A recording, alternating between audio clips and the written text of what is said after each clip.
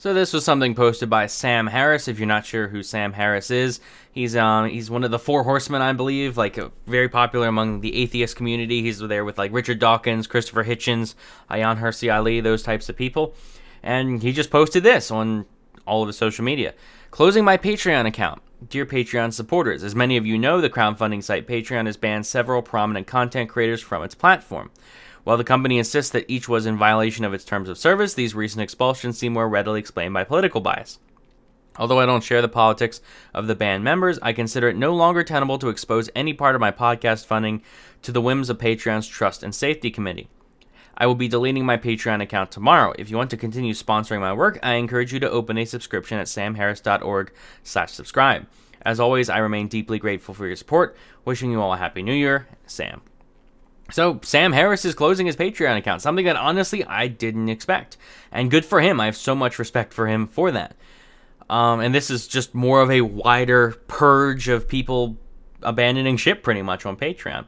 Now, overall, I thought, my initial impression with people leaving Patreon was to remind everyone that, y'all realize this is a drop in the bucket to Patreon. They are a business, so remember that no matter how ideological they are, generally money takes precedence over everything. I mean, this decision to kick people off Patreon, obviously that cost them some money, but it was so minimal, or at least I assume it's so minimal, that's what I expect from people leaving, that overall, remember that they can do that. They can afford to be a bit ideological and cut ties with people for those reasons and still take a bit of a hit, and that's overall fine. Again, it's a drop in the bucket.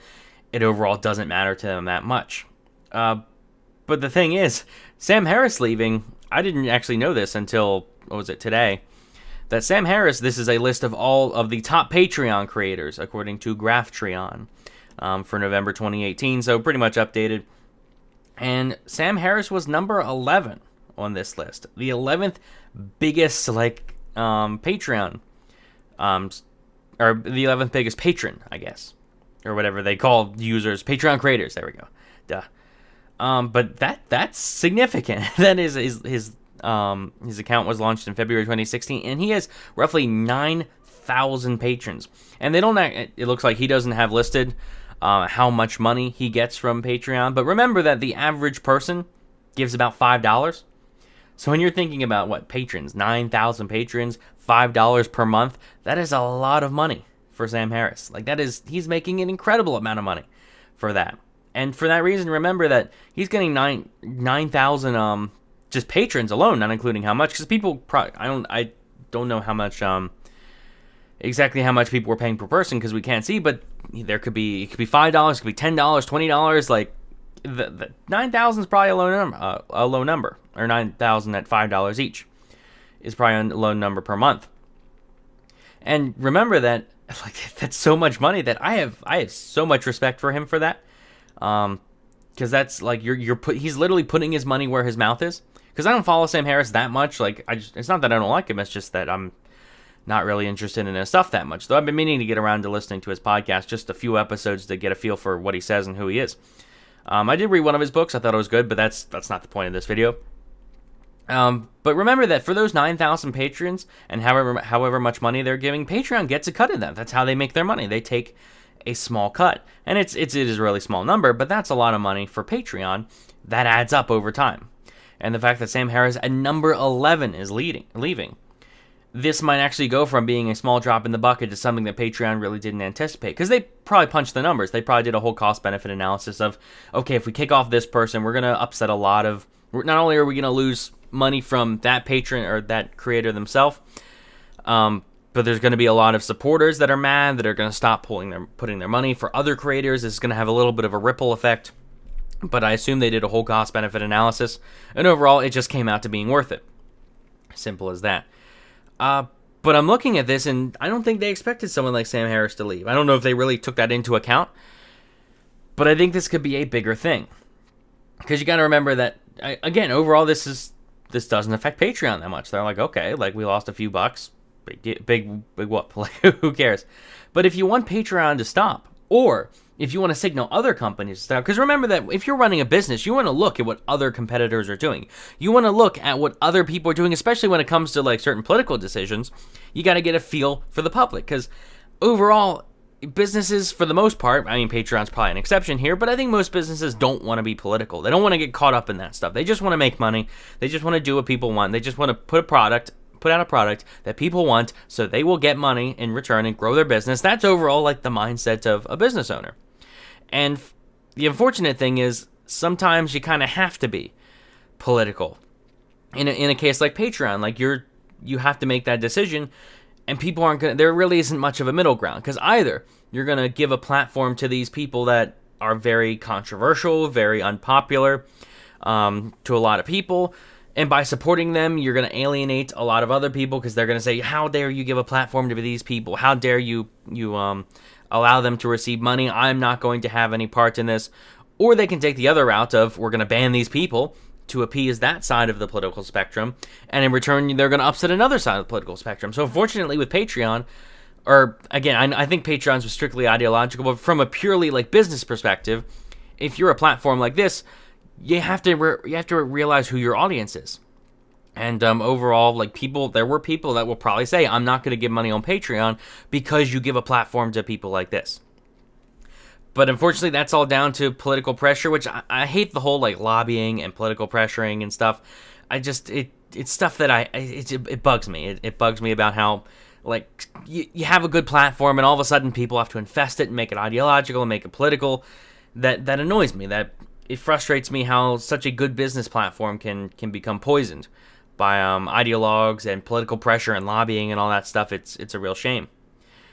But unfortunately, that's a fact of reality. And it seems that at the moment, all these people are being purged from online, and there's not really anywhere to go, because it's like if you create an alternative. Well, if you create an alternative social media like Gab or Minds, well, now you have domain registrars, and now you have hosting platforms, or like the people actually hosting those domains are pulling out. And now it's down to, oh, well, you want to make like, you're on YouTube and you're not being banned, or you're on BitChute and you're not being banned. Now you have to find a new payment processor because PayPal and all these companies are pulling out. And overall, you have to think down to like, what's the best decision? What's the best route to go about this? Because something has to be done. And now I don't blame people for saying that we need to go to government. We need some kind of internet bill of rights. We need government regulation or antitrust laws, something like that. I don't necessarily blame people for thinking that, because things are getting pretty bad here. But I just don't think that's the best route. I don't think you're going to get what you're paying for. I don't think it's worth the effort. And not that I don't think it's going to... It's honestly, I guess it's more that I don't think it's going to work. That even if we could get it to work, there are so many other routes that are better. Because, I mean, do you really think like the U.S. government or the European Union, or do you think any of these governments are really interested in actually protecting the so-called like hate speech people online? Because if you see, remember, like, look at the UK, it's the British government that's passing all these hate speech laws. I don't think I don't think they're going to dedicate themselves to this. I don't think that they can be trusted to come up with something that really helps everyone equally. I mean, I just saw recently they snuck something about Yemen, about military support to Yemen or against Yemen in a bill about farming, in a bill introduced to Congress about farming. So I really can't trust these people more. Like, it's not even so much the ideological sense of, oh, they're private companies, they can do whatever they want. It's not even that. It's just from a purely pragmatic sense, I don't think you're going to get what you're asking for. If you're going to jump to the government and say, like, create legislation that protects us, I don't think you're going to get it. Or if you do get it, it's going to be written in crayon by a 6-year-old, and that's the quality that you're going to get. But overall, down to this, it's like, how do we fix this? Well, you got to pressure more people, I guess. I even hate the word pressure, but I think you really just have to show what's happening. Because I know a lot of people that they give money to they're very concerned about this, but they give money to other non-political creators. Because you look here, what do we have? Is Sam Harris the first politically oriented, like the political person here, the person that has any concern of being kicked off for that reason? It seems like it at number 11. I mean, you have Phil DeFranco, who does news and entertainment, so that I suppose he's always under threat of being kicked off because he talks about news and stuff. But overall, Sam Harris seems to be the first. And then you have Jordan Peterson just 3 people later at number 14. And Peterson has not left yet. I've been keeping an eye on him, and as far as I can tell, he's not leaving right now, but he's looking at an alternative. And it's not that he's looking at the alternatives. He's more looking at creating his own alternative. So I don't see him being there for that much longer. And look, again, another 8,500 patrons. So I think really it's, if you're concerned about this and you want to take action and you want to do something about this and you want to protect these creators, there's a few things you can do. That's, I think, the most efficient route, the most like bang for your buck, the most worth your time. And that is simply just to say like, hey, I would love to support you. Like, contact whoever and say, I would love to support you, but I don't want my money going to Patreon. Is there a PayPal link? Do you take cryptocurrency? Do you take, are you on Subscribestar? If you're not, can you be on Subscribestar? Because it's not like a creator has to abandon Patreon and go to, it's not like they have to pick one like that. It's that you can have a Patreon account and a Subscribestar account. So I would let people know, I would let your people that you're giving money to, even if they're political or not, for whatever reason, let them know, say, hey, I cannot support you on Patreon, but if you create this new account, if you have an alternative way of getting paid, I will gladly support you. I think that's what it comes down to. Like, if you're giving money to anyone through Patreon, stop it. And let them know why. Like, don't just hit the cancel button and that's it. I used to give some money to someone years ago. It was only like $5 a month, I think. But I don't anymore. And actually, they closed their Patreon account about 6 months ago, I believe. So I haven't been giving any money to anyone through Patreon since then. But that's what it comes down to in the end. Is just saying like, hey, I will send you money, just not through Patreon. And I think the more people that do that, the more you convince people to look for other alternative routes. That's the best thing you're going to do to get Patreon and other companies too. Because remember, other companies are keeping an eye on this as well. You got to let them know that this was a bad business decision, because that's what it all comes down to. And I have heard rumors that Dr. Peterson is looking for creating another alternative, and I've even heard that he's in contact with Elon Musk, who, of all people, he's the one that co-founded PayPal. He does not own it now, so he's not responsible for anything they do. But he did co-found PayPal. So if anyone's going to create a payment processor, it's probably him. So that's what it all comes down to, I think. Is all down to, I hate, it is political pressure, but I hate it. I hate that that's a thing, because it just seems so, not sleazy, but I just hate the idea that you can't just have a good business platform without people trying to poison it with whatever their ideology is. It bugs me like that. But the fact that Sam Harris left, I think, is making this bigger than people expected. Because now you have people like Business Insider, which people be like Sargon Milo being kicked off Patreon. That's not really newsworthy for a big news company. I think that's something that overall people glance at, and that's it. But Business Insider reporting on this, like, this is what people read. This is what people pay attention to, especially businesses. They pay attention to this stuff. So they wrote an article which went, the owner of one of the top grossing accounts on Patreon, we already saw was number 11, has said he deleted his account and accused the crowdfunding website of exhibiting political bias. Harris's podcast, Waking Up, has found significant support on the platform. That's actually just what we went through here. The site estimated that Harris made $23,000 to $65,000 from Patreon per episode. I don't know what episode means, I guess. Oh, okay. I never realized that. So he does an episode thing. Okay, I want to clarify that then, because I forgot on Patreon you can do a monthly thing, which I think is what most people do, just per month. But you can do a per video thing, and since his whole Patreon account is for his podcast, it seems to be per episode. So wow, that's a lot of money. Harris, who has gained a wide following with his skeptical content, touching on everything from investment strategies to neuroscience, seemed to be referring to in his statement to Patreon's recent purge of extreme right-wing figures from its platform. Again, that is what I dislike. That Business Insider says extreme right-wing, and it's like, holy crap, people, you realize that a lot of these people haven't even shifted ideologically, that a lot of these people have shifted, like Sargon, for example, shifted from left-wing to right-wing, and it's not even that he shifted so much as everyone else shifted around him. So, like, he's a liberal by like pure, if you were to ask him what he believes on things, he comes out as a liberal, and they're labeling that as extreme right. So shame on Business Insider, of course, for bad journalism in that sense. Last week, Vice News reported that Patreon had barred Milo, a figure of the so-called alt-right. See, they put so-called there, which is interesting.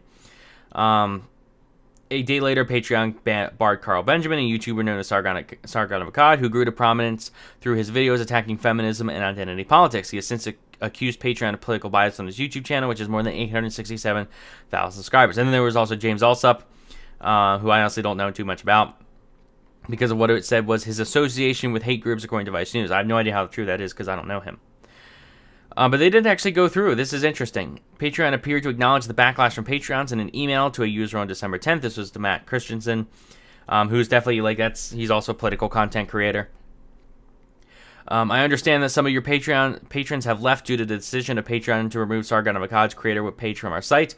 The Patreon representative said in an email, adding, "We want to provide you with the tools to make your patron experience a successful one and keep you feeling supported wherever you may need." So this is interesting because that is something that Patreon did. It seems that they reached out to, I don't know how many people they reached out to, but I assume they can tell who's leaving for political reasons and who is no longer supporting which people for political reasons.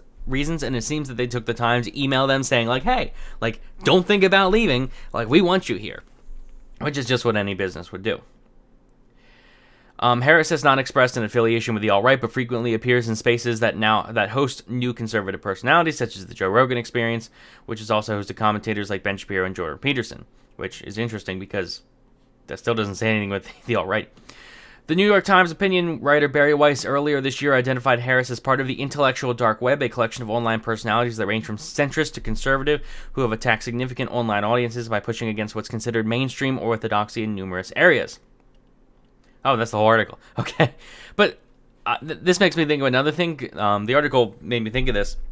Sam Harris is not right-wing. I don't even think he's a centrist. I'm pretty sure he's left-wing. Actually pretty left-wing. Not socialist or anything. But I think he's progressive. He might be progressive. Or at the very least, he's liberal. So remember that overall in this political group of right-wingers, Sam Harris is not one of them, really. He interacts with them periodically because he's not part of the group that's you're all evil white nationalist people. He interacts with them, but overall he doesn't agree with them politically very much on anything. So I think that's worth remembering, that you got Sam Harris to leave, and that affects every single one of his supporters, and his supporters are probably predominantly left-wing, I would think. So remember that this isn't just a purely conservative backlash. This is something that's affecting all sorts of people. But I think that the fact that Sam Harris left was a very key influence here that really affected a lot of people that weren't just part of the right-wing bubble that Patreon doesn't seem interested in having. So overall, I guess to conclude, go to Subscribestar, subscribestar.com. They're the alternative that everyone is jumping to. I did a video early back going through their terms of service, which I'll try to remember to leave in the description. I went through their terms of service. It's not the best. They will ban you for, as they stated, immoral reasons, which doesn't really tell you too much other than that they will ban you for what they perceive to be immoral. So I was kind of skeptical, but I was optimistic, I should say. By comparison, they didn't seem that bad. And they recently, after PayPal pulled out from their service for all these new creators going to them, they did issue a statement saying, hey, we're not going to give in to bullying. So I appreciate that. They're we're not going to give in to bullying. And the fact that they called it bullying. So it seems that they are willing to defend their fans, or defend their users, which I greatly appreciate. But yeah, let me know what you think in the comments section. This was, I guess, more of a ramble than it turned out to be. This is actually my second recording of this video, and it turned out to be a minute longer than my last recording, despite me. The whole reason I recorded a second time was because I wanted to be a bit clearer with what I was saying. But like the video if you enjoyed, subscribe for more, and thanks for watching.